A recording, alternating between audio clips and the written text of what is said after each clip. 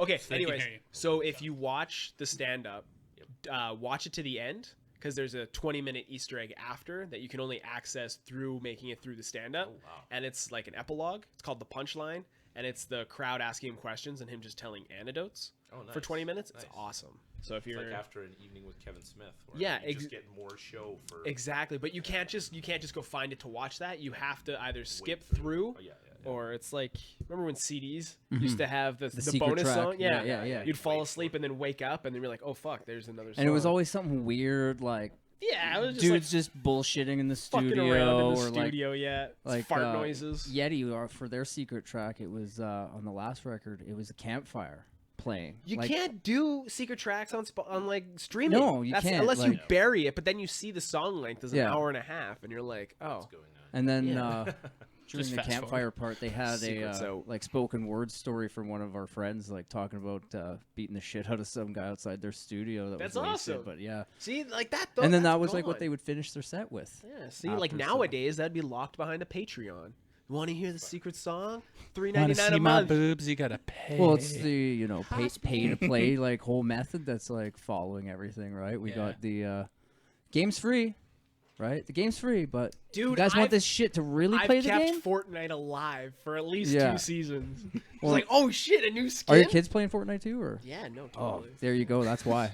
They're in your wallet right there, just buying all the skins. Oh, and- dude, it was me. I was bad. I talked about this with Jay, and I spent more money on my Xbox avatar on like cool digital clothing than I've spent on like real Actual life clothing? clothing. Yeah. But anyways, we're not. We're not recording. No. Okay, you doing soundtrack? Yeah, real quick. Okay. Hello, hello, hello. Hello, hello, hello. Gavin. Hello. I think we're good. I do the barbershop quartet. Whoa. You gonna snort? We're good. The Dapper Dans. Hello, my baby. Hello, my darling. Hello, my darling Emma Klein. Ragtime gal. Hey, on tonight's show, we're joined by two-peat guest, only Gavin ever. You may remember him from 2 episodes ago. He's back. He's hanging out. He brought a friend, though. Tonight we got... Oh, let's do this right. We got the man about town, the architect of the Archer era. Correct. Did I say it right? I want to say course. era of Archer. It is era of Archer. but That's you what can it... call Damn, the son of a Archer era. bitch. I That's all fucked right. it up. We got Thaddeus Archer the third. Ivan, yes, I am a TA3 guy. Hit the drop. Welcome to the Awesome Hour. I am the smartest man alive! This is the source for all the things you didn't or even want to know, including all our bad life choices and mistakes, so you can stay awesome. Hey, what's up? I'm Alec. Jean-Paul Ivan. I'm Gavin. And we're also joined by... Thaddeus Archer III, the paragon of style, the guru of guile, the man whose suits drive all your mothers wild. Do you know how hard it was to spit out that fucking? Especially I with, saw that. I'm like, Yeah. but I got it out. And yeah, you didn't get PWA correct. You said PMA. PMA. Did I is say like PMA? Yeah. Well, positive mental mental attitude. Yeah, This is- that's all right. CM Punk fan over here. Anyways, Thad, Gavin. Gavin, welcome back. I'm benching you to the side, though, tonight all because good. you brought this sexy motherfucker with you. Where do you get your suits, sir? That is number one on the docket. I used to actually, for the longest time, it was a trade secret. I didn't want to let people know. Then because don't. Yeah, but at the same time, I really want to get sponsored by the company I get most of my suits from.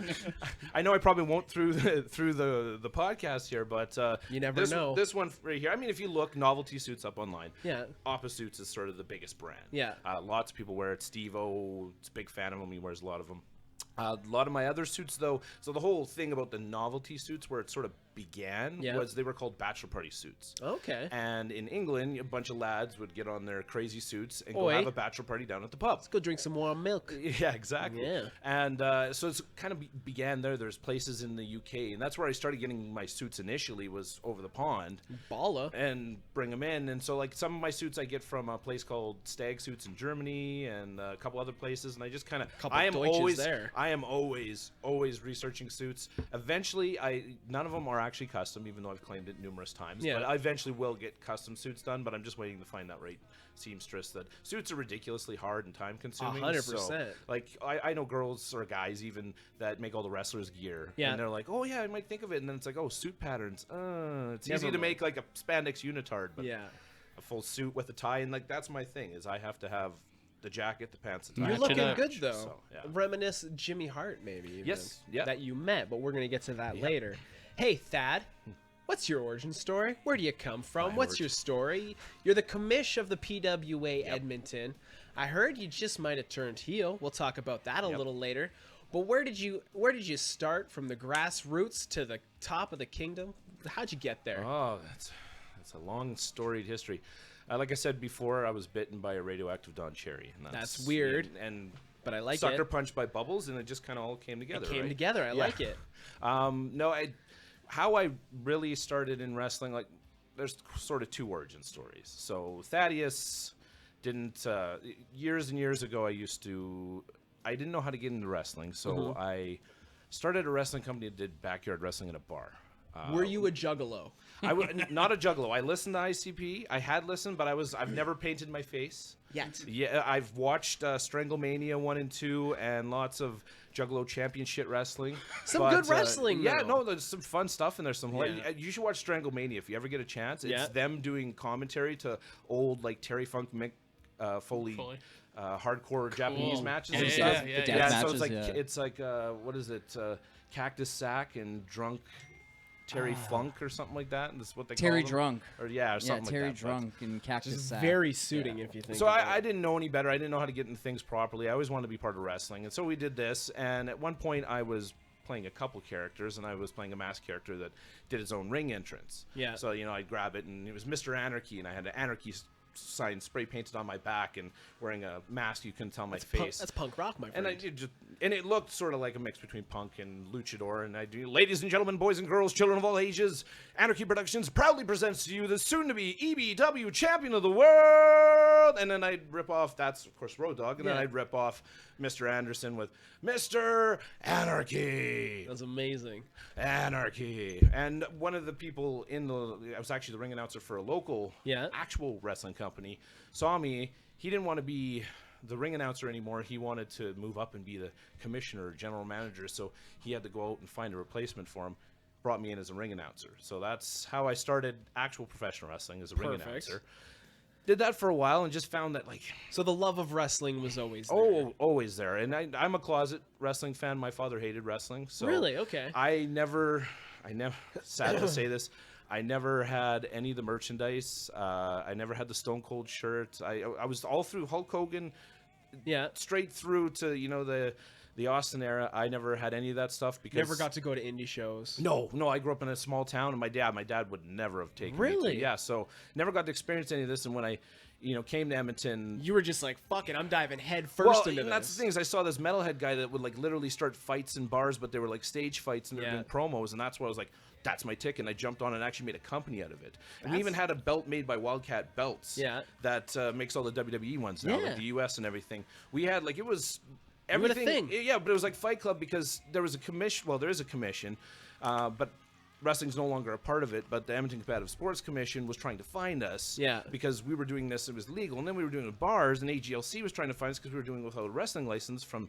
the Edmonton Competitive Dude. Sports Commission. You guys were fucking badass. Oh, it was fun. Like, but at the same time, looking back at it and what we were actually doing there, it wasn't wrestling. We weren't trained properly. The guy who did it had, like, been to a heart camp and Yeah. learned some stuff, and he was great, but, like, we weren't doing real wrestling. You need the ring, and you need to learn how to fall You properly. need to learn how to take a bump. Yes, yeah. So Yeah. I got to learn that through the company I was with. When I got into ring announcing, there was an opportunity to train before shows, Yeah. or someone had a ring. Actually, Teddy Hart had a ring out of his place, so I go and learn because I wanted to learn. Because in my mind, I've always wanted to be a manager. Yeah. It's such a nuanced sort of off the side role in wrestling, but it can be so important. And No, you need it. Like when you have somebody like a Brock Lesnar, they need a Paul Heyman. I don't know if CM Punk needed a Paul Heyman, No. but Paul Heyman brought him in. You made him a thing. Yep. Top 3 managers in your opinion? Who are they? Well, And we'll stick with WWF. Oh no, I'll go across the board because Okay. I've researched them like crazy. Obviously, number one with me is always going to be Heenan. Yeah. Bobby the Brain Heenan is number one. I pattern some of what I do on him. You know, even like when you watch just the way he would bump. Yeah. That's you've got to be all out there because the manager's not going to get bumped or thrown around a lot. So when you do, you got to make it gotta look sell like it. Godzilla just hit you. So. Yeah. So yeah, Heenan, Heyman, or Paulie Dangerously. Yeah. I was watching. ECW. I was and WCW. Yeah. The Dangerous Alliance. That was my dad had just gotten TBS. He got cable, and this comes on. I'm like, there's a whole other wrestling. There's WCW. What and there's the Paul fuck? Heyman. Yeah. So that Paul Heyman, and then the last one is always tough for me. I'd probably have to say Jimmy Hart. Jim Cornette's in there, but sometimes Jimmy, man, I don't know. Why didn't Paul Bear make it? I grew up a diehard Undertaker fan, Yeah. so why not Paul Bear? It just He'd be, you know what? Have you ever seen any of his Percy Pringle stuff? No. When his hair was dyed blonde and he was managing Stunning Steve Austin. Yep. Yeah, Yep. like he was a great manager. I have nothing against him. It just, if I pattern or take anything, Yeah. it'd be less from Paul Heyman and more from Percy Pringle. fair enough.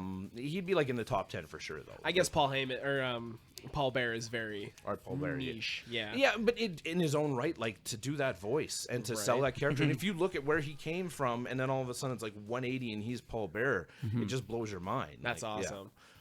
So Jimmy Hart, you got to meet him. Yes, How was that? it was good. As somebody who's a manager fanboy, as someone who wants to be the manager, Yep. how was that? It was good. I wish I could have just sat and picked his brain more. You know, Right. it was at an event and he'd just done the evening with Ric Flair and it was the end of the night and he had gone through everyone and I waited patiently and sort of hung around. So it's kind of right at the end. Just had basically a little talk with him. Said I'm Still, a manager. though. He loved my style. I Yeah. think I was wearing. I the think suit. you were wearing that one. Yeah, Yeah. suit I'm wearing now. He loved it, but we didn't get I didn't get to pick his brain and ask him any No. questions. At the same time, to get to meet him and to watch him, like when you watch him even up on stage, how old he is and everything, he never skips a beat. He still got it all. Like he can just talk a mile a minute, and He's still got he's Jimmy, it- man. it- He's not lost any of It it. was nuts, like, because I was working with them that night, and, like, I had to drive Jimmy around to the sound check and then over to the dinner with Rick, and, you know, he's just, you know, so quiet and calm. Yeah. And then he gets a phone call. He's like, oh, excuse me here for a second, with his little southern accent. And he's like, okay. Runs through the date, runs through whatever, and he just explodes and cuts this promo for a radio station. That's he just Like, turns it on like he just that, turned eh? it on. He's like, "Hey, it's Jimmy Hart, the mouth of the South, and you can catch me at the Monster Truck Show down at wherever, Yeah. right?" And he's like, "Is that good enough for y'all? Okay, thank you." And that was it. And then he's just quiet in the back and again. then he's just like back to telling me stories about like going to Japan or just being around in the circuit or like coming up here with the Stampede Yeah. circuit too, right? So he wasn't up here much, but like just hearing all these stories from him was really cool too. But like I wish Thad could have been in my spot there for that Yeah. most of the day because Oh, I like would have. just like I would have okay, picked his and brain. like he was cool Thad, enough you to gotta- do the promo. You got to drive him for, around. Eddie You got to Roode. answer by Gavin. Yeah. Okay, your name is Gavin now. Yeah, so Dude, Like- that's amazing. yeah, no, like and Jimmy cut that promo Yeah, with Eddie Roode. yeah. There's one of the local wrestlers paid for a promo with Jimmy Hart. So Hey man, we're all on Cameo now. So Yeah, let's yeah, be yeah. serious. Hey, whatever. It's Oh, yeah, but it check was fun cleared, man. because Check of cleared, and it another was friend fun. of ours was sabotaging the promo in the background while it was happening. So it was beautiful. I love indie wrestling. on both That's of them awesome. too, both takes. Yes, yes, yes. So as somebody who grew up loving wrestling but had to hide it, to dive full face into it, start your own thing, and now you're the commish of Edmonton Yep. for PWA. Yes. So you love independent. How long have you been in the Edmonton independent wrestling scene? I think we're coming up at about a decade. 10 years, Yeah, eh? The almost. big yeah, X. I want to say 9, 10. I never keep track of things. I always like kick myself. I should write things down or Yeah. keep track of things. But I know, like ring announcing include like when I got into actual Did independent. you ref at professional one wrestling. point too? Yeah, I put a picture up recently. saw that, yeah. So what would happen is when we work out of town shows, 'Kay. like we go to Rimby or go to Red Deer or go somewhere else that sort of wasn't in the main circuit. Yeah. sometimes you just want to do something different that night. Someone would want to try ring announcing, or there'd Yeah. be some local guy there that, you know, owns the Napa dealership that wants to be a ring announcer for a Yeah. night, but he's absolutely horrible because he's got no personality. So He owns a Napa. Yeah, he owns a Let's be Napa or serious. something. Or He he sponsors sells the show tractors. and, you know, yeah. So whatever, they let him do that, and it was that night, someone said, "You want to be a ref?" And so through, I probably 5 times, maybe 10, Yeah. I was a referee, and I enjoyed it. But honestly, hardest job in pro wrestling. Yeah, hey? Hardest job in pro wrestling. And why do you say that? You don't realize what they have to do. You are the communication tool for everyone. Like, you communicate for the wrestlers between each other. Yeah. Like, if something's going to come up that's sort of big and they've kind of lost track in Yeah. their minds, because some guys can just call it as they go, and you know, sometimes you grab a hold and you call it, and then sometimes, you know, you have something big coming up and you're on the other side of the ring. Well, the ref's checking on you. Go tell him this. Well, Yeah. the ref goes, checks on him, tells him that. Oh, You got to okay. remember all this. You got to be there. You got to be down and doing like a proper count. Like, in the process of just falling down kills you, like, over and over again. Like, I've seen refs wear knee pads underneath Their pants. and counting and making it like look dramatic. It's all on the ref. Yeah. And then if something's happening on the outside or you're going too long, you know, the ring announcer or someone ringside is going to be talking to the ref saying, "Okay, go home, wrap it up." And Yeah. so like you're kind of essential to everything. Yeah. Did you watch the Hot Ones with Stone Cold where he tells a story about how he shit himself? Yes. That was amazing. I love those stories. Actually my favorite is when Andre shit on Bam Bam Bigelow. Did you see that one? Bam What? Bam talking. No. It was Bam Bam just basically Andre drank a lot. Yeah. And he just lost himself, just let himself go. He sat on him and Not a whole lot to hide in that spandex. No, either. and Bam Bam was never a big fan of Andre after that. But he's No. laughing No in the shit. clip. You have to no shit. Ah. Lots of shit. Heyo. Yeah. And Andre the Giant size shit too. Mm. Like, Right? That's like a fist size. That's like a bucket. So it was like drinking shit, so it was like diarrhea. Oh, that's a Yeah. thing, hey? Okay, cool. Yeah. So you've been in the circuit now 10 years. You've risen to the top. How did you become commish from the announcer? Is that just something that you actively pushed for until they finally said, "Dad, shut up, you're commish now"? No, Because you're it's- commish of Edmonton. Is there a commish of Calgary then too? There is. With PWA, there's a Can you explain PWA for those that aren't in the Edmonton, Alberta region? Prairie Wrestling Alliance. I'm new to them, actually. I just started with them in January. Okay. They've been around for 18 years. They Yep. are sort of like the one company that sort of, like Kurt that started PWA, he worked with Stampede in its dying days and worked with Bruce Hart and all them and sort of the road agent and helped book shows. So he took that, and with Stampede sort of waning, you know, the last sort of, because Stampede had a lot of, after the big Stampede, there was a lot of little bits of Stampede. Because if you look at independent wrestling, there's a lot of satellites, but no major, right? So how many different satellites, and would you say PWA would be the major in Alberta then? Yeah, they're The Prairie Wrestling Alliance. Prairie Wrestling Alliance. Yeah, they are sort of the echelon, like they're the cream of the crop. Yeah. Then there's a couple other companies that have been around for a while in their own right, like somewhere between like 15, 16 years, so not too far after that. Yeah. And that's Monster Pro Wrestling and RCW. And so I worked with RCW sort of from ring announcer to leaving them and then coming to PWA in January. So most of my Okay. time was actually with RCW. Okay. And then working with CWE, they're a promotion that Gavin actually just ring announced for them when they're in Yeah. town. They're from Manitoba, very well established in Manitoba. They're sort of the big thing. I think you told us a story about Honky Tonk Man and stuff. Well, that was when I had done the booking for the festivals at Sonic Yeah. Boom and Yeah. all that, and that's when we You kinda had, mentioned them. Partnered with it was MPW at the time Yeah. when I was working with them, and then ended up using PWA guys in Calgary for X Fest. Okay. and that was a really cool change up on the roster too. Yeah. And yeah, it was good times. That's awesome. Okay, so Yep. you get your break with RCW? Yeah. Okay, and what does RCW stand for? Real Canadian wrestling. Okay, cool. So Yeah. that's kind of like that's down here. Then you would go to Monster, and then you want to go to like. I don't know, Is it's tough to there a say. tier or it's tough like? to say. It's for the longest time. Like even I knew being a performer, PWA was sort of the place to go. Yeah. like it was a place that held itself in the most professional fashion. It worked together with tons of people in the local media. Okay. It just sort of was like an institution. Monster was an institution in its own right. Like they had quite a big time for a while there. Then it sort of waned. RCW sort of stepped in after they sort of had their big boom, and they were kind of like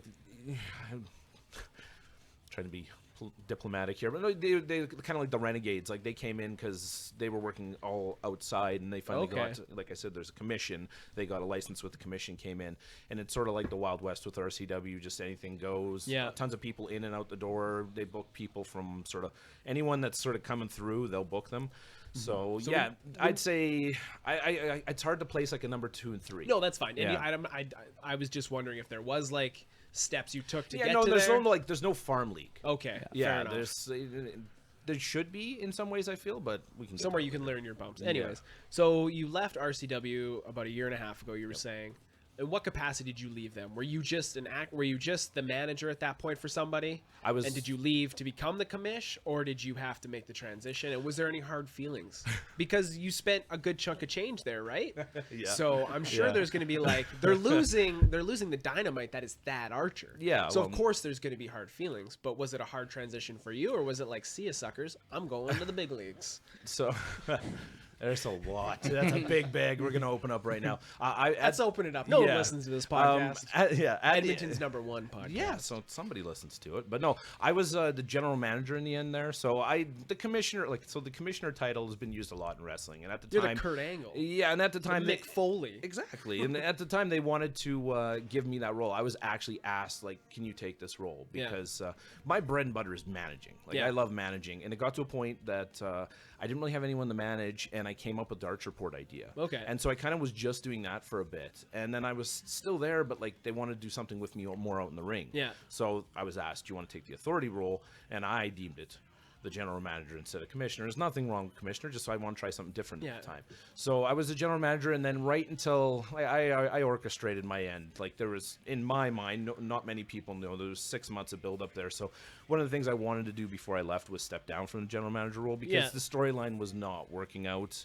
So did you have play in the storyline then? Yeah, to some degree. With your bigger, like your upper end, like your WWF, your AEW at this point, they have storylines, right? Yeah. So they have writers. Yeah. So are you back there with the guys? You're like, okay, let's write this. I want to do this. How does this work? Well, there's with less this? like writers and there's the booker. Yeah. Like in old-fashioned wrestling, there's the booker, and then sometimes there's a booking committee, and then sometimes there's people that are veterans that have says and like kind of talk and work around with it. With RCW, it's kind of the Wild Wild West. Sometimes you kind of come up with your own, you propose it, and then there's egos and you work things out. And so, yeah, I had some say in how things were going, and like I was trying to provide input, but sometimes with people you kind of reach a brick wall. Yeah. And creatively, we're not jiving. Yeah, and what happened is they wanted me to go face, which I was never against, which I'd never done. Yeah. I'd never been a face, and so the way it happened, to be a face manager I can only imagine it's not easy. It's difficult, right? It's difficult because really, for the most part, a manager is always a heel and is providing that catalyst to help cheat to win, or like so the baby face or the good guy doesn't look bad because you helped your guy cheat to win. Whereas if your guy loses and you caused him that, he doesn't look weak because my stupid manager, blah blah blah, this and that, right? So.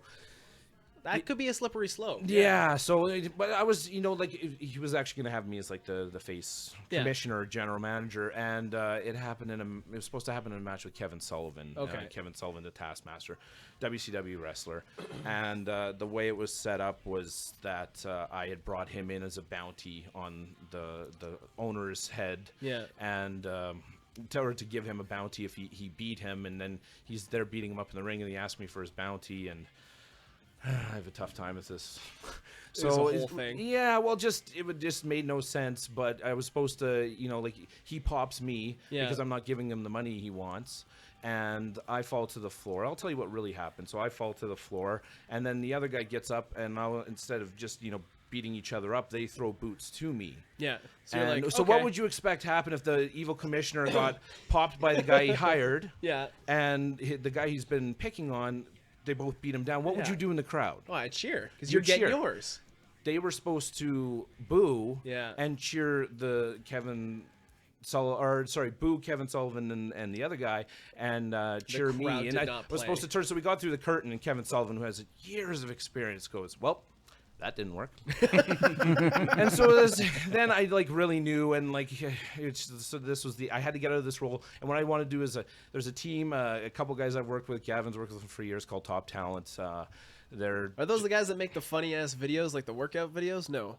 No, that's They're wrestlers. I think it's a tag team I'm talking about. You've posted them on your Instagram. Oh, Above Average Joes. Oh, Those above guys. average Joes. Okay. Yeah. No, these guys, they do some funny stuff, some Memphis style stuff. They're weird. And I known them for years, and I've been the manager of one, but never been the manager of the tag team. So for my last couple shows, I was their manager.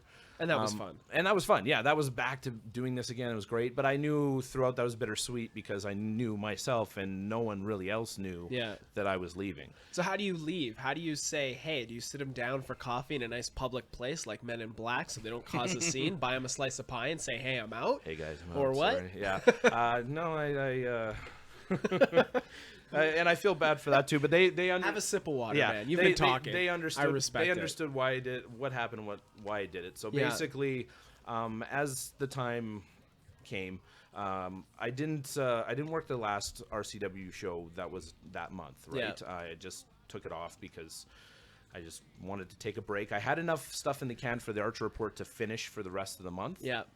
And I basically came up with, on the last Archer Report that I had with RCW, it cut to me in front of the camera and just saying, right now I regret, I've had a lot of things going on in my life. Yeah. Things are really busy.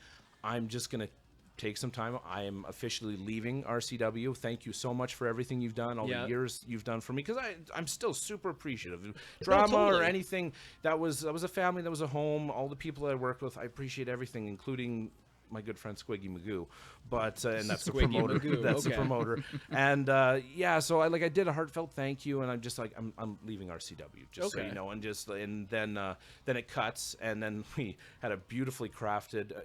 Tell Me a Lie, Shawn Michaels. Do you know anything about that? I took all clips of me in the past and did a Tell Me a Lie video with me, because that was my biggest thing in my head. Is like, that's my goodbye. That's how I'm gonna do it. I got goosebumps thinking of it right now. So I was done with RCW, and everybody just thought, hey, he's taking some time off. Yeah. And this was Archer Reports comes out every Thursday, so this was on the Thursday. So I hadn't worked the last show. I hadn't told the promoter I was leaving. I announced I was leaving publicly online to everyone. Didn't bury the company or anything. Just talk nicely about it. And 2 days later, I walk out as a surprise for PWA. Okay, before we get into PWA, you've now mentioned Archer Report a bunch. Yeah. You're not just this Dynamite manager, this voice. You also host 3 other shows. Yeah. Right? So you're also spinning other plates, but you've mentioned now the Archer Report a lot. Let our listeners know what the Archer Report is. So the Archer Report is basically the closest thing that indie wrestling, or at least where I'm working, has to like a Raw. Yeah. We don't have TV here. No. But you want to keep people's interest, but people's interests aren't so big. Actually, best thing you can compare it to is being the Elite. In a way. Fair enough. So it's your webisodes that explain your plot to the events. Yeah, so if you miss a show, you can kind of go through 4 weeks of webisodes and see, okay, this is what happened. He lost this, that, this changed, that sort of thing. Was this your brainchild, or was this as somebody approached you? Are you in character for these? Oh, Archer absolutely. Reports? Yeah, yeah, absolutely. So how it started, going back to, like I said, I didn't have anyone to manage at the time, and as a manager, I want someone who wants to work with me. I've been placed with just a lot of people, and randomly for a show and stuff, and I was at the point where I wanted to work with someone long form again and have like you wanted your stable. A relationship. And not even a stable, just a single guy or a tag team or something, right? And there wasn't anything for that at the time. And in the company, they were doing a war for the company. So those gentlemen I mentioned before, Top Talent, they came back, and they had left in a very controversial fashion, like buried the company years prior. Hi, Metal. What up? He's going to give me hell for that because he never said anything wrong, yet he always gets placed as a person that buried the company. And I love you too, Jess. But so the name of the episode, 187, Metal buried the company. Okay. No. Okay. We'll find something else. Trust me, another tidbit. So they were taking over the company, and I spoke with Heavy Metal, and I said to him, what am I going to do? Like, I feel like I took the summer off at the time, and I just said, I don't feel like there's anything for me. And I contemplated just leaving wrestling because taking a break, I was downtrodden by the whole thing. And he goes, well, right now we're doing this war for the company, and we have no one doing like backstage telling the story. interviews or anything like that, or even just like there for a promo. And he's like, what? we're having a war for the company. What if you're like a war correspondent? You're someone commenting on all these ins and outs that's happening with the company. You're that gray-haired dude from CNN. What the fuck's his name? He's handsome as Wolf balls. Blitzer? No. No, the handsome one. He's new. Don't watch CNN. Sterling Silver. I have no idea. I don't watch CNN either, but we'll figure it out. I'm gonna look it up. He's gonna look it up. He kind of Anderson Cooper. Thank Cooper. you. Thank you. You knew who I was talking about all along. You're just like, I'm gonna let him. I was like, wait, say some weird shit. I kept thinking Wolf Blitzer too. As soon as you said it, though. What is his mom? yeah. His mom I'm like the Wolf heir to Blitzer. the Kraft fortune or some sort of fortune. Yeah, mommy's got some money. Big money. Yeah, Yeah. like I can't remember what it is. But Anyways. I digress. So I started. He just gave me an idea to just do that and Yeah. nothing else. And I thought, okay, I'll try it. So I had my phone, and I'd literally like walk up to the guy and selfie style shoot like, hey, what are you doing? Like out of nowhere, Yeah. like just surprise the guy, like do this quick interview with him. And then it got to the point like people were enjoying that. And at the time, it was just sort of Facebook videos. Like I put them out one in here and there all over the place. And then we started like actually, it just kept ballooning where like all the guys seemed interested in it and like, oh, 'Cause this it's is fun. promo practice. Totally. Because we're not getting promo practice. We're in the ring, but we're not getting practice on promos. You go do a WWE tryout, they're going to tell you right there on the spot, cut a promo on Tim Hortons coffee. You got to do that and impress I've watched them. Fighting with My Family. I think I know the inner workings Yes. of the wrestling industry, Thad. But Sorry. thank you for mansplaining. Yes, and then it just kept like then we got a cameraman, and then I was like, I'm sitting there, I'm like, well, maybe we can make this a YouTube thing. So So that how do you bring Gavin into this then? Well, this is where the whole end of RCW happened. Is I had my partner in Paragon's Style Productions, Dave, amazing guy. He was doing all my editing. His 16-year-old son was being my camera guy, and he actually could get camera equipment and audio equipment from his work. That's amazing. And it'd take it for free. So like in return it. But so we were doing that. We were going, and when I left RCW, I was like, he had to stay in that company, and like Yeah. they weren't bringing him over, and he was a performer there and was doing a lot of their stuff. So I couldn't have him come to the shows, and I've had his son actually helped us with the big PWA anniversary or Night of Champions show and at Hot Seat, he's always down. yeah, there, yeah, too. they help us with like the non-wrestling stuff. Yeah. But I needed someone, and lo and behold, Gavin and I just started talking out Yeah. of the blue. I think a mutual friend of ours that was a wrestler was passing, and he kind of gave me the eggy on it and said like, so he's in hospice right now, you want to go Yeah. see him? And went down, and then we got to talking, and Kind of hit it off. yeah, and he was like, oh, I want to work on my camera stuff more. I got this camera, and like I want to do photography and videography, and I have like this mind for it, and I wanted to do it. How do you a feel about lot. Mark Twitchell? Shit like that. Yeah, exactly. So I was like, do you want to do this with me? He's like, I do. I'm like, did we just become best friends? He's like, yep. Yeah. So awesome. so he started doing all the PWA stuff for Yeah. me, and credit to Gavin, like his camera technique is great. Like I love the shots and everything. We have a very like copacetic mind when it comes to how we visualize That's awesome. things. Yeah. It yeah. flows well. You work well. Yeah, absolutely. Peanut butter and jelly. Mayonnaise and Skippy peanut butter. Look it up. It was a thing. Anyways, so the Archer Report. That's awesome. That's telling that story. That's one facet of the three. But now we're going to get back into PWA. So you make your appearance. Yep. How does that break? They know you're coming, obviously. So what's the storyline there, and how do you catapult to where you are today? Well, nobody a handful of people in PWA knew I was coming. Not So it was everybody a- in the it was roster. a surprise. Not everybody. Not any of the fans. It was a surprise, and that's what we wanted to be. Fan wise, because there are different outfits, are there loyal fans to just RCW? Is there loyal fans to PWA, or do the just wrestling fans? A little bit of everything. Little bit of Sprinkle everything. There's some guys that go to one or two shows, different companies a month. Yeah. Some go to all the shows. Yeah. Some will pick and choose whatever they feel. And then there's some guys that are, I'm only MPW, I'm only RCW, and people that say I'm only PWA. That's crazy. That's cool. Yeah. Yeah, because I never enjoy, like I can't say I didn't enjoy, but I was never I never went to any of the indie stuff. I was spoon fed WWE, WF at the time. I'm wearing my Heart Attack tour for clout tonight, so That's that you'll awesome. respect I me. know, First I show I respect- went to. Paragon of Style, love me that shirt. Dude, right? Yeah. Anyways, so I'm very mainstream wrestling. So the indie wrestling is new to me, and it's exciting, and it's awesome. So getting to talk to you is super fun. So thank you. So you make your appearance. It's only known to a handful of people. Do you pop? What happens? So, well, the biggest thing is he had said to me, I want you to be my face commissioner. And like I said, I had that little hiccup, whatever there, but I'd never actually done that. Yeah. And so I'm coming out to essentially a new audience. There were familiars there that had been to other shows. They knew me and they'd seen me all over, here. But there. you hadn't telegraphed it either on your Instagram or your personal life or anything like that. Yeah, so it basically told me I had to be a good guy. So here I'm sitting. I'm actually kind of nervous, and I'm Do you order a new suit for opening night? Of course I do. Fuck yeah, that's of course why I I do. love I you, have Thad. to. Yeah, I have to have a new suit for. That's a Galaxy suit, the one I wore this weekend, because full circle. If you know everything that happened. Oh, we're gonna talk. I gotta break down. I want to know how you helped the referee end the match. Stuff like that. Yeah, I come out and I'm thinking, okay, how's this gonna go? Are people gonna boo me because they're used to booing me? Yeah. And I had actually a T-shirt in my back pocket, one of my last T-shirts of my last run, and I was gonna hand it off to a kid just as like that cheap, like, see, I'm a good guy. I'm giving a kid a shirt because it was a small shirt, and wrestling fans why Are give not small small shirts? people. Yeah, Yeah. no. So, but I came out, and as soon as everybody realized it was me.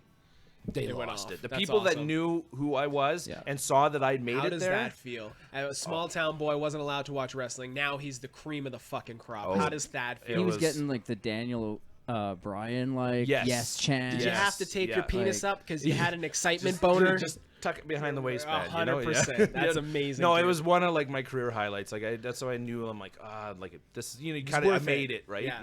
And then went up in the ring and cut a little promo short and introduced me. And at the time, like Kurt kind of split things off. He had a wrestler that retired that worked for Stampede Wrestling, and he was on, and he lives in Calgary, so he was gonna be the Calgary commissioner, and Yeah. he needed an Edmonton commissioner. Love and it. that's why he approached me Yeah. and said, "You want to come in? I got the perfect thing for you."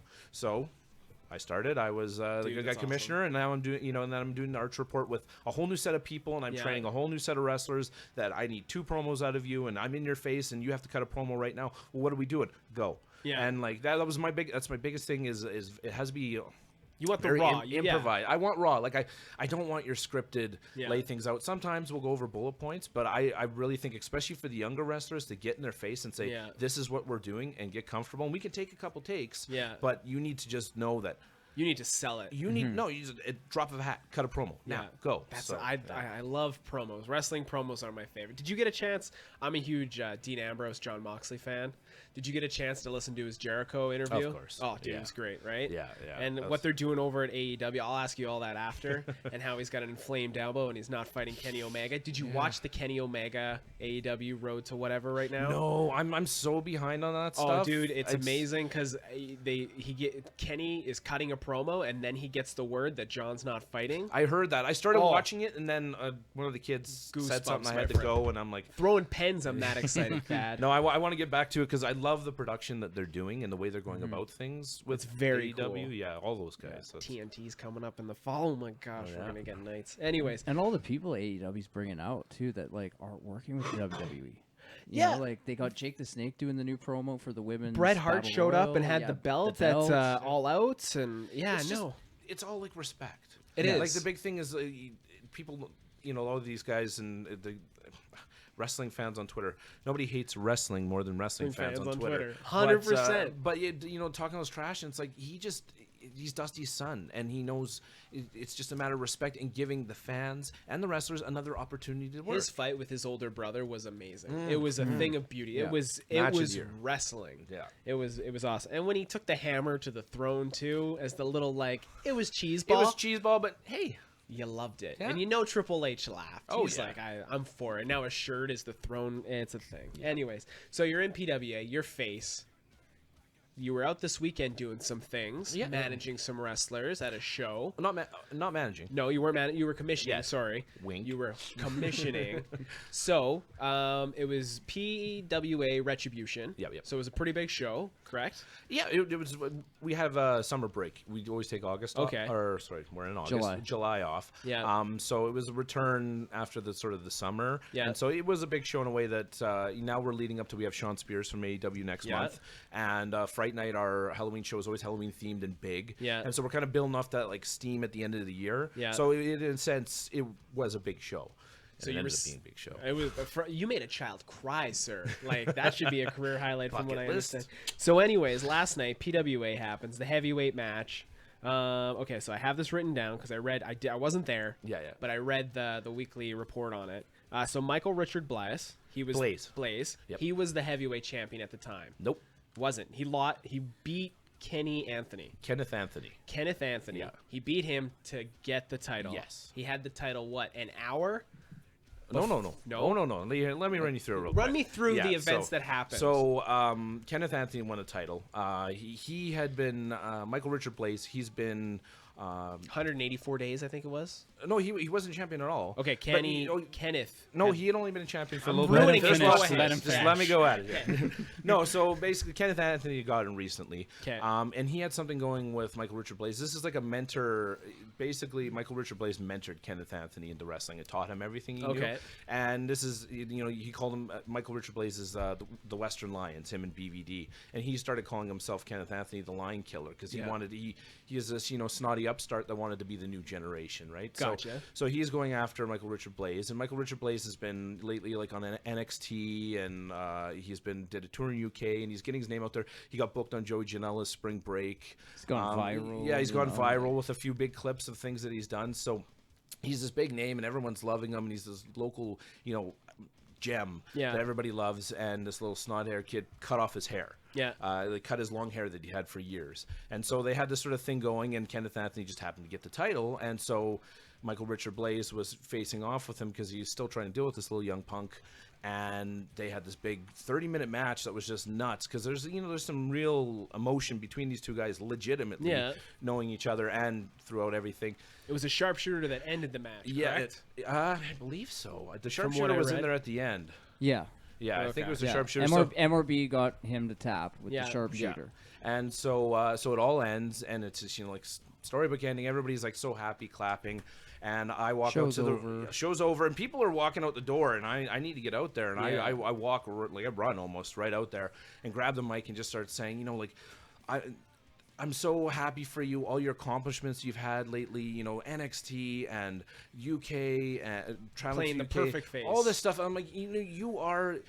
I tell him, you are the face of PWA in another era. Not my era. Oh, shit. And to watch, people were walking out the door. And when I say, Did you get one of these memes? record scratch. Yeah. Oh, yeah. Everybody turn around. Yeah, and just people turn around, like all of a sudden, like hunker down or sit back down, and I hear like this, like, wait, what? Huh? What's going on? What's that? Now you're getting goosebumps because yeah, you know what's and, coming. And so, like, I turned to him, and not my era. You're not my PWA champion. Let me introduce you to my PWA champion. And Michael Allen Richard Clark comes out. Who also fought in a tag team match earlier in the night too, correct? Four-way. Match. Yeah, earlier four-way in the match. night. Yeah, he had fought at the beginning, literally the first match. Okay. Michael Richard Blaze had just been through a 30-minute match. Yeah. And I tell the ring announcer and the referee are confused, and I tell them, okay, call the match right now and get everything. So the ring announcer, I guess we're having another match for the title, and I get down and ring the bell myself. And classic manager move. yeah, and they have their match, and Michael Richard Blaze, it kind of boiled down to he had Mark in a good spot and did a wicked 450 splash on him. Yeah. I grabbed the ref's foot and pulled him out of the ring. You helped him out. Yeah, That's all. just You were helped him out. helping Yeah, he You was were going to doing- fall out of the ring, and I just wanted Exactly. to make sure I caught him and cradled him. And Because you while know I was cradling him, the title just happened to fall in Michael Allen Richard Clark's hands, and then Michael Richard Blaze just comes running at him and hits him in the head. It just Totally accidental. collided, right? Yeah, no, it happens. And then 1, 2, 3, and your new PWA champion. My No, you good helped friend, you helped the ref get back in. Oh though. yes, You- I did. That's a very Yeah. valid When point. I saw that the coast was clear, I got him back in, and he counted the 1, 2, 3. because and you're a good guy, I'm a Thad. good guy. There Yeah. you go. So Michael Allen Richard Clark is my PWA champion. So, That and is now it is amazing. the era of Archer. How And, amazing is that? The era of Archer. Like was that something you had thought of, or did it just come to you? The era of Archer. I thought of it. Dude, my it's a- brain never stops working. There's one reason why I love Michael Richard Blaze. We talk a bit. Sorry, I took away your title, buddy. But Yeah. he's like, it's always going. Not just wrestling. Like, Gavin and I will talk to shooting messages back and forth till 3 a.m, coming up with different things we can do. And so it's like I'm always You say thinking goodnight. No, you say Yeah, goodnight. you go. I love you. You no, hang but up. Even like this last week, we were just like, well, what can we do for just something fun? Like, oh yeah, we got the green screen. Let's do something with the green screen. So we did like the Wayne's World chroma key spoof. Like, That's Nice. amazing. yes, that'll be And on an then- upcoming Archer report. yeah, Cool. so That's we awesome. had like fun with that. Like, it's always something. What can we play off of on this? Oh shit, so and so is not going to be at the show now. Oh well, that scraps this whole idea. Yeah. right. Yeah, But it's always fun like going through these ideas because it's like all the stuff that you wish that you could see Yeah. WWE doing sometimes. Yeah. It's like, well, we can do it now. Yeah, Try we can, it. Yeah. Not everything sticks, but I'm a big throw it against the wall and see if it sticks guy. Totally. Like I've done some horrible stuff on the Arch Report over the 75 episodes it's been in. You some gotta stuff figure it out, I shake my head, and then some stuff's like it actually kind of gains like a bit of a cult. Like I did one that was like a Weekend at Bernie's episode. That's Or, well, amazing. I called it the Weekend at Bernie's. It was Did someone get knocked Weekend out at and you Thad. just like... Well, because at the time I was a general manager of the company. I had this. The ring announcer was kind of like my little bumbling assistant. Yeah. And I got hit in the ring or something happened, so I'm sitting there, my head's hurting, and he goes, well, I'll go get something for you, and he got medication from one of the wrestlers, but it was like something that's too strong. So Yeah. basically I'm like, I'm out on my feet, and then I'm sitting at the table with people coming into my office, Yeah. and I'm out, and so he puts the glasses over my eyes, and he's trying to talk for me and nod and That's- bang my head for me. That sounds amazing. Yeah, it was fun. The funny thing about that is the fastest episode I've ever. I basically was the end of the night and they were shutting down the venue, Yeah. and I like the cameraman and everyone included. And I'm like, go now over here, go now over here. And I could. There was 2 more scenes we wanted to put into it. I think would have like made it really something I would have enjoyed. Yeah. But we got it done in like 20 minutes. Like I couldn't believe how fast we. That's filmed amazing. That. So yeah, but there's stuff like that. Just Before I get into more of your YouTube stuff, and I got 2 quick questions, but what I want to do first and foremost is I want to pay the bills, to keep the lights on. ConceptBeardCo.com. You go to ConceptBeard.com, you put an awesome at checkout to save how much, Gavin? 10%. Holy fucking shit. He's been here twice and he knows, ladies and gentlemen. Why aren't you going to ConceptBeard.com and saving yourself 10% by using awesome at checkout? Go buy some beard balms, some oils. Mike's doing it all over there at ConceptBeard.com. Concept Beard Co. Put it in your beard. I just want to say congratulations on your first read through without fucking it up. It's not my first, but it's definitely one of them. That's for damn sure. Put it down, Mike. I get a bonus. I don't because you're just amazing. But anyways, so back to you, Thad. Back to you, Gavin. Now that the bills have been paid. Question. So you get touring X superstars coming through. Farouk, Hacksaw, Jim Duggan, who you took a bump from what I understand. Yep. Amazing. So how do they fall into the companies in Alberta? Does a certain outfit have rights to them, or do it's whoever they approach first, or is the booker reaching out to them? Hey, I see you're in Saskatoon. Do you want to come to Edmonton? How does that work? Can you explain that to me? Any of the companies, they essentially just reach out to the people and say, do you want to come work here? And it's not, sometimes there is someone with the big names, it's you just are bringing them in. They're not working a tour and you say, okay, I want to be the Edmonton date. Yeah. You essentially just fly them in, bring them in for your show, or if you have a handful of shows. So yeah, it's just the companies I've worked for, with exception to Danny and CWE, he actually tours across Canada. Okay. So that's why I'm talking. He's like from Winnipeg, but he's doing shows here. Is what they do is they go from now it's like Ontario to Vancouver. Yeah, they'll go. That's BC. Canada, basically. Yeah, no, they pretty much do everything except the Maritimes. Yeah, and so like The really, Maritimes got their own thing. We're like, we don't need you. well, they do. He's just building up. Yeah, towards and it. he's building up to it eventually. What is maritime wrestling like? I Yeah. bet that's a thing. That's a Smelly. thing. That's a thing. No, It there's a lot is. of cod huge. slapping. Yeah, there's like a whole like heart feel from the Maritimes. What's it? Rene Dupree's dad ran Grand Prix. I can't remember his name. Moondog. Yeah, and all that sort of yeah. stuff. But yeah, so The it's just Vachons were out there too, like back Yeah. in the days too, like from Quebec, and they'd move over from there from the Quebec circuit as well. And That's awesome. yeah, that's sort of its own little world, and then Western Canada's its own little world. Yeah. Like And when you say we see a Western lot- Canada, do you mean Vancouver or BC to Winnipeg? Yes. Okay. Yeah. Or Manitoba? Because Sorry. you see a lot of wrestlers, especially with the prairie provinces Yeah. like Alberta, Saskatchewan, Manitoba. A lot of guys kind of go back and forth, so like they can almost work, like every weekend a month working for different companies, right? Okay. And so they can get a lot more matches in. 100%. A lot of driving, but they can get a lot more matches in. Road so. dogs, baby, road dogs. That brings me to my next question. Now that you're the Edmonton commish of PWA, and PWA isn't just Edmonton, it's also Red Deer and Calgary. Not Red correct? Deer. Not Nope, Red Deer. Not Red Deer. Just Calgary. Just Calgary. Calgary and Edmonton. They have done Red Deer before. They've done a few other shows here and there. Yeah. And are they usually monthly shows? Yeah. So like 1 month Edmonton, 1 month Calgary. No. Or- Begin sort of like the first weekend. First weekend Calgary. they're about and then 2 like, weeks apart. Each. Yeah, 2 Okay. weeks apart, and then 2 weeks later Edmonton. Will and then just- storylines carry over from Edmonton to to a Calgary? degree. To a degree. Yeah, like the main stuff all sort of carries over, but like you don't get into details too much. That's one big thing when you work other places. Calgary guys, people follow things on social media to a degree, but Calgary guys aren't going to know the nuances of things. Do you find with social media, the guys don't have to tour as hard? They still have to show up, but they can sell themselves a little bit better to other provinces and stuff? Or if you like a certain wrestler, it's easier to follow them? Yeah. Type like thing? there's like a lot has of guys. social media opened the door, as in like the Archer Report and stuff? Well, the big thing is like these guys can get shown to other places. Like I've seen a lot of guys booked through fans saying like, hey, my local place, this guy I saw when I was in Alberta on vacation, and he's great, and he wrestles in Saskatchewan, and I want him to come wrestle in Okanagan. And so guys kind of gauge and see, and it's instead of like you sending in a tape now to someone or writing a letter, you gotta actually like go and follow this guy and get to see his work. And so as a booker, you can be like, do I want to pay to bring, this guy in from Saskatchewan or Manitoba? Is it worth it?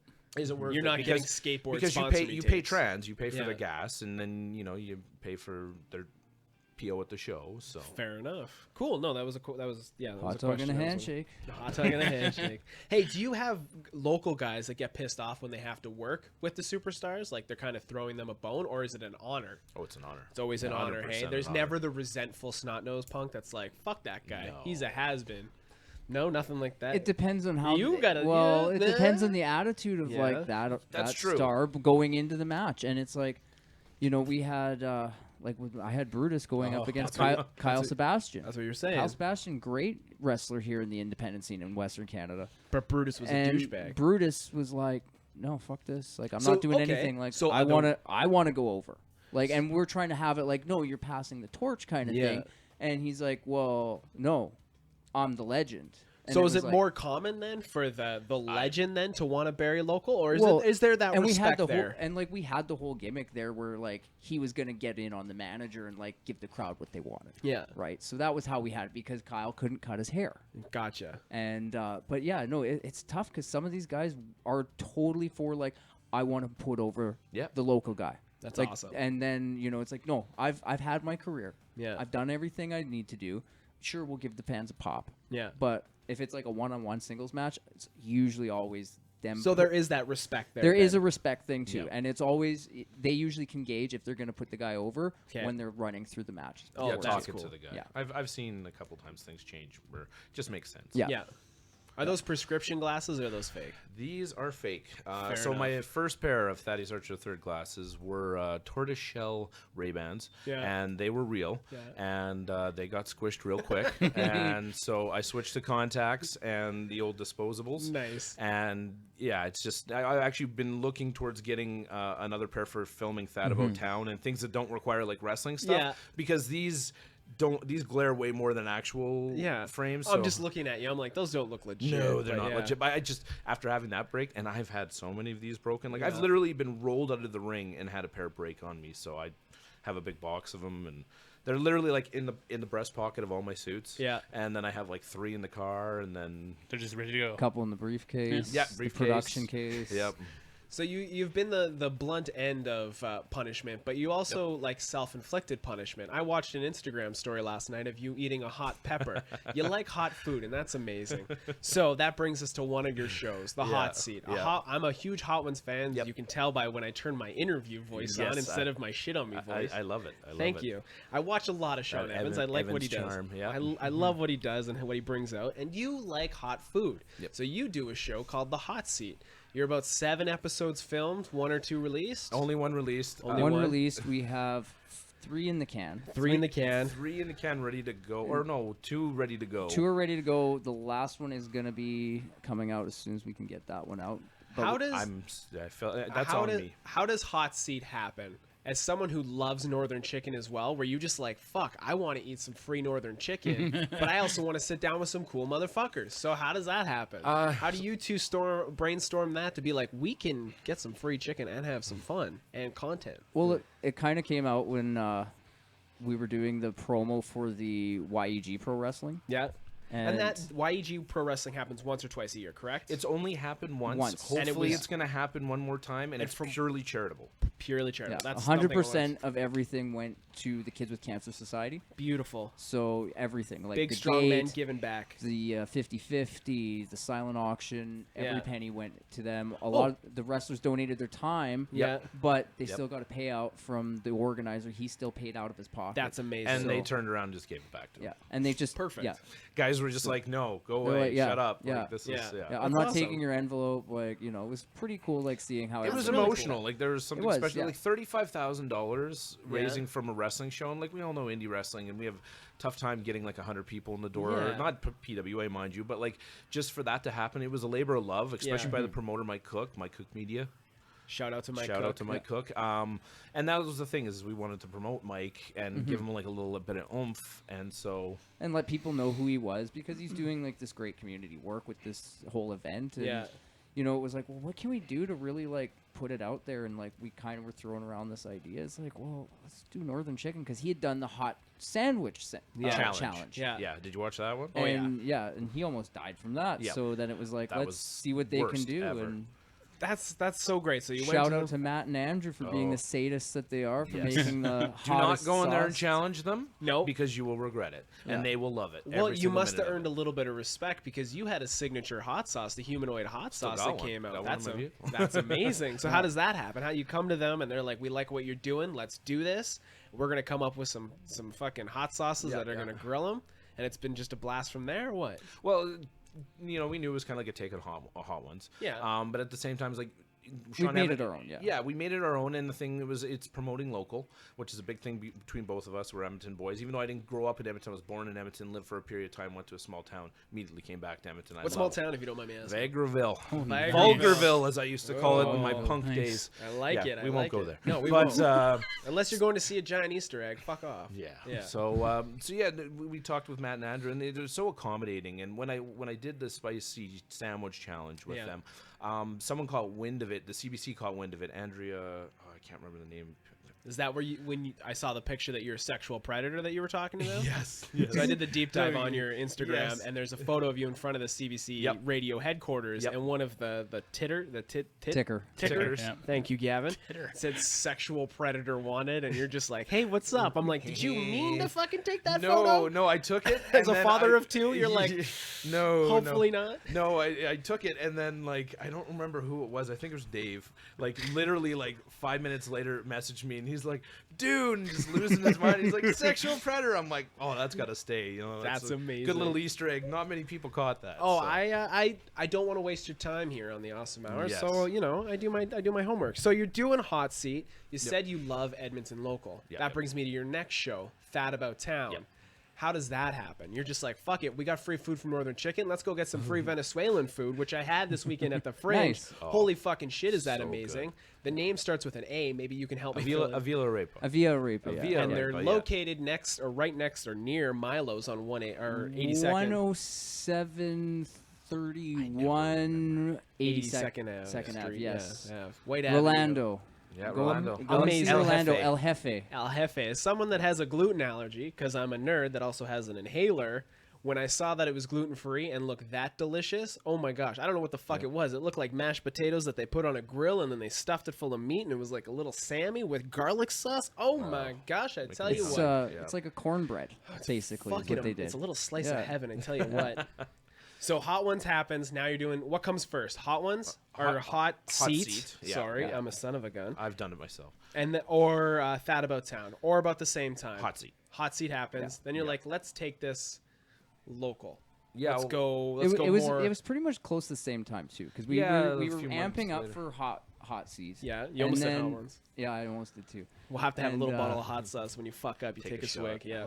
As long as it's not WNFA or Shitty or Wednesday. Shitty Wednesday. Oh, that's what- the final sauce. 5.0 is going to be bad. Yeah. Ooh. And yeah, no, it's funny because then we were like, well, we should do these local businesses because my friend Anthony LaRose films E-Town Eats. Yeah. And I was like, well, like he's got the restaurant one. And then, like, we can do more of the restaurants because there's so much out there of local Oh, especially businesses. Edmonton Like, food right so now many. is blowing up. So our first episode, we did Clever Rabbit. Yeah. And across the street from Local Sly 124. Fox. Yeah, Make sure you so- go check out Local 124. So we did that one for our first one, and then we just kind of moved down 124th Street, went to a couple other businesses, and pretty much whoever was letting us come in. That's amazing. Yeah. And it was funny, like, because when we go to businesses to pitch, Yeah. like, some people were so apprehensive about it. It's like, Because image, it's like, I guess. we're gonna do it free. It's Yeah. like free. We'll show as little or as much as you want. Yeah. You know, Yeah, we can but- make this like. When a guy in a suit that looks like Yeah. this walks in and says, "I want to film a thing on you," I can maybe Do understand. you know how where to it's drop in on a skateboard? No. We're no. gonna talk after the show Okay. about maybe another episode. Yes. I would. I all my friends skateboarded growing up. Yeah. I tried. I have horrible balance. So amazing. yeah. We'll yeah, talk after. yeah. I might have an opportunity for you, if you're interested. So That About Town happens, Archer Report, and the hot seat. So you don't have enough going on in your life from being the dynamite manager, the amazing dad, and now this content creator aficionado. What else do you do with your free time? That's about it. That's about it? That's about it. Well, be a good dad, and like I always say with wrestling, it's like my hobby that pays. Yeah. And it doesn't pay much, mind you. So and I have go you, into the suits, have you but- transitioned from 9 to 5 to full-time commission now? No, and like the biggest thing is I have a normal job. Yeah. And what sort of prompted all this stuff happening? You know, this That About Town going crazy. So I got laid off. Yeah. Of a job I'd been at for like almost 10 years, and so I had Thanks, like. Notley. Am I Yeah. right? No, I'm just kidding. No, the views expressed here on the Awesome Hour do not It's actually funny because it all there was a big curb and layoffs after Notley curbed oil production. Oh, at the fuck, I'm beginning not- of the I don't wanna year. get political No, I'm not getting at political, all. but it's just funny because like that was the excuse. Yeah. Nonetheless, I lost my job. I'm trying to find work, but at the same time, I have all this time on my hands. I cannot sit still. Even when I broke my back years ago, and that's a whole other story. I would be up episode. in the middle of the night cleaning stuff with my walker. Because I need to be doing or thinking stuff all the time. Yeah. And so Gavin, was mostly working evenings, and we had this time during the day, so that's why we put out a lot. Now I ended up getting a job. Gavin's been busy with a lot of stuff over like Yeah, Chaos, he doesn't Alberta, stop and either. Yeah, he's been busy with a lot of Live Nation stuff and everything. So Grand Theft Auto. That's not his car he was driving. That's bullshit. Where did he get that? I don't know. He was He's got driving lots of too cars. fast. He's I don't got even lots know. of connections. That's why I work with him. Everybody's just like, how does Gavin know this guy? How does Gavin have that? And how does Gavin get in here? And I'm like, that's Gavin, man. That's how things work. That's just Gavin. live with it.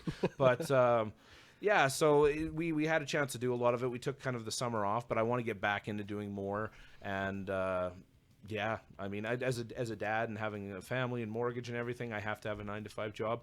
Ideally, like, and we've had this conversation, God, if someone could pay me to do That About Town or to just be Thaddeus Archer III, I would. amazing. Oh, I would be on that like a fat kid on a Smartie, man. Like, Hey, that's- man. From not being allowed to watching wrestling to being the commission of a wrestling organization, I see your star only rising, sir. Yeah. Only rising. It's been great. I want to talk to Gavin for a second before we Absolutely. wrap the show up. Gavin, you were here 2 weeks ago, but you've always got stuff going on. You're wearing a new Danger Cat hat. Oh, yeah. What have you been up to? Well, geez. Well, we got Canuck Box getting ready to roll out here. And what the fuck is a Canuck box besides like Canuck a box? Canadian vagina? Oh, I just got sick. Thank you for going To be honest, I got sick and fucking tired of sending care packages to my friends in the States. Just you're tired of buying ketchup Doritos and sending them south of the border. So I was like, if these assholes who keep making me send these $40, $50 boxes to them like twice a year fucking want them sign this up. bad, there's gonna be other people that want them to sign up, right? So you just said fuck it and you yeah, made your so I own just went, loot fuck box. it. I went and made my own crate company now and got the website getting developed and everything. And That's yeah, amazing. Like so- when I talked to you 2 weeks ago, I didn't realize what Canuck Box was. I thought Canuck Box was just like where you dump your social medias and Yeah, yeah, stuff. Like yeah. it was gonna be a hub. And then you sent me the photos of the box. I was like, oh fuck, it's like a loot box, but Yeah. Canada. Gonna be a thing. That's It's amazing. pretty much a thing now. Yeah. Yeah, it's gonna be Dude. pretty wicked. Can't like let out too much of the No, bag no, right I now, don't- but yeah, we'll have you back. We'll have I you got back. a few things rolling that are gonna make it really unique and really cool for Canada. So Also on your social media, you've been promoting a little web series called Day One Original Series. Yeah. Day One, the Never seen original that. series. What's the story about that? So Day One is a Canadian crime drama series that was shot exclusively here in Edmonton. That's amazing. And pretty much a lot of the people that are cast members lived that life. Okay. So you're not getting, like some Juilliard trained actors Yeah. or anything, like pretending that they're from the streets Yeah. dealing with drugs.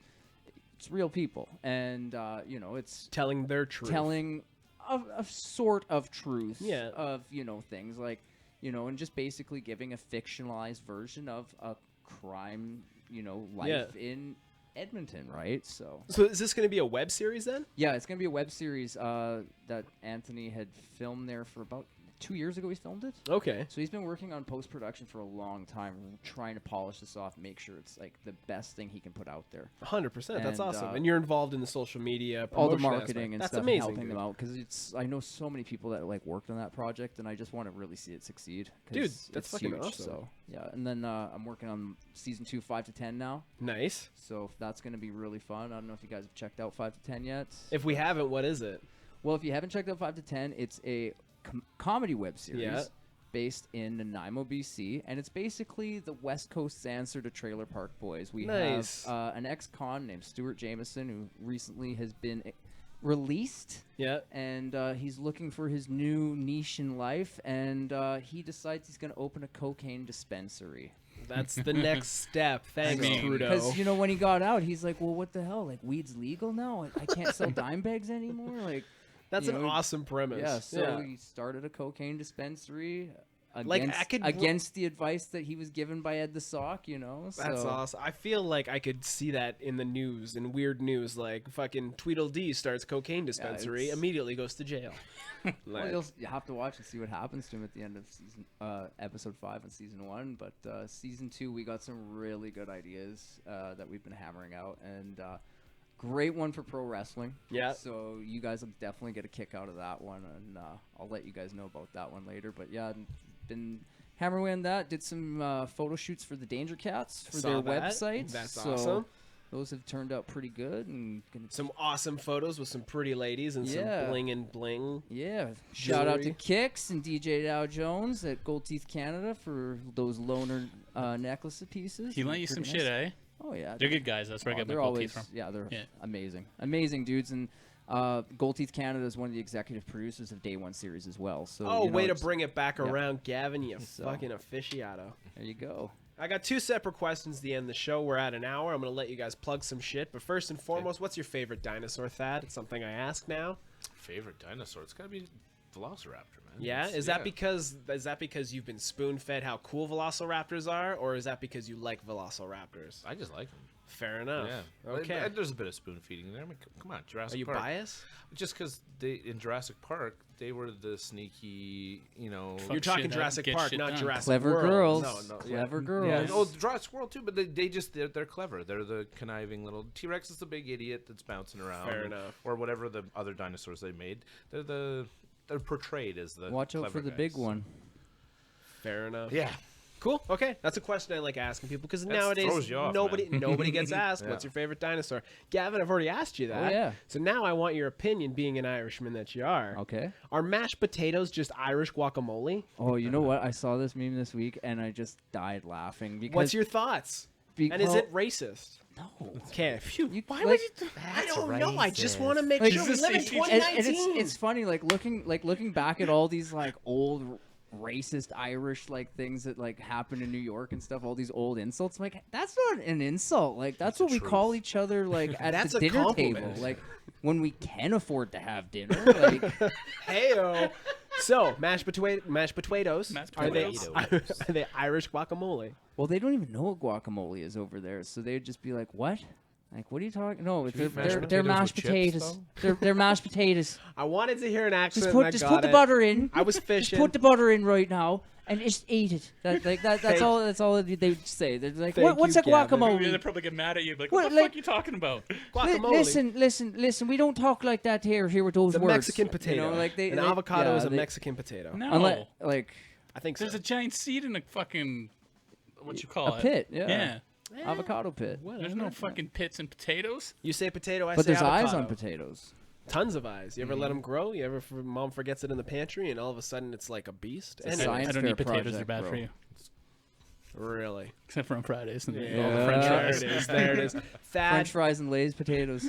Thad, Gavin, I can't say thank you enough. Thad, it was a pleasure to sit down, just be in your aura. Gavin, it's always a fucking blast. Oh, dude, it's a blast being here, man. Thad, plug some shit. Let us know where we can find you. You know the All right. shtick. Yeah, well, all you got to do is Google Thaddeus Archer III. It's not a very common name.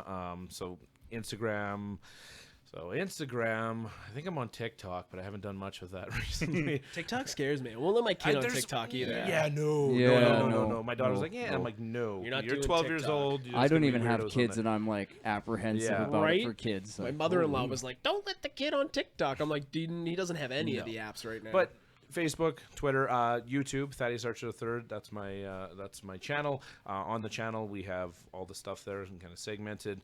Archer Report every Thursday at 10 a.m. We've been a little off and on over the summer break, but we had a break, and I was sort of low on footage. Archer Report might not be out this week at 10 a.m. because I want to get one of our hot seat episodes out because it's been sitting for a bit and I've been negligent on it, and I feel horrible for the lovely people that came and volunteered their time for me to basically feed them hot stuff. No, Lisa Baker. Lisa Baker. You gave us an accent last time. Brian Ford. Such a great episode with her too. Like hilarious. But yeah, there's that. Plug to Northern Chicken as well. They're always happy to help us out. They always put posters up for PWA.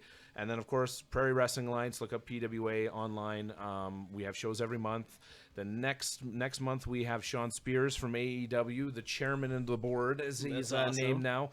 And I'm excited for him to come back because he was just with us recently. He wasn't the chairman then. Yeah. And shortly, a few weeks after that, he took the chair to Cody Rhodes. And so it's going to be interesting to see him come back to see how he portrays himself with the crowd now. Second time around, he's actually our PWA Commonwealth champion. He won the title, and so that's obviously why we wanted to have him come back. So he'll be back at the Northgate Lions Senior Center September 28th. I do believe. Yes. And yeah, you can get tickets for that from message me, shoot into my DM, so I'll slide on in. At our PWA show sponsors, Variant Edition Comics. And shout out to Pause, the Cat Cafe on 109th Street. Shout out to the Cat Cafe.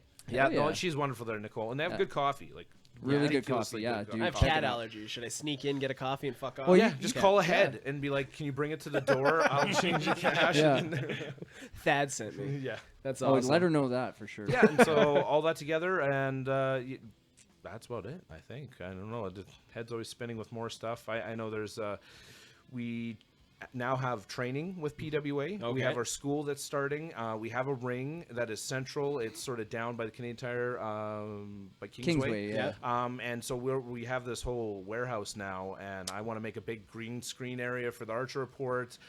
Maybe even invite Gavin to do some studio filming and photography there. That's awesome. And so yeah, I hope to kind of like if that carries on and more people come and have a chance to learn from Michael Richard Blaze, one of the best pro wrestlers, then they can put more into it, and maybe we can get a studio there where we can film all kinds of Archer Report stuff all the time, or even weirder stuff. And I have a web series in mind before I leave that's it's like Southpaw Regional Wrestling, but at an indie level, and that's I'm hoping that we get to do one day where it's like wrestling, but completely outside the realm of what independent wrestling is, like the storylines, any of the characters. It's going to give a chance for people to just kind of let loose. It's going to be awesome too when we can release that. We'll see if that happens.